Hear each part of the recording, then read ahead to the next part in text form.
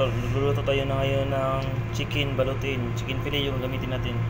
Palo natin celery, spring onion, white onion, and chili. Lagyan natin ng salt, tapos pepper, tapos coconut milk powder,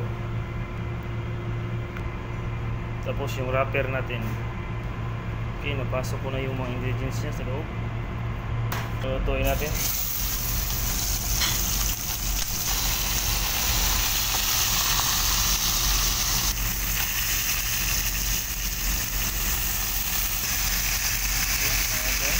Tapos bibalutan natin ang wrapper.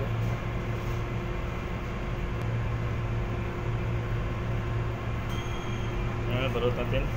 Tapos oven natin ng 10 minutes. Luto na yung manok natin.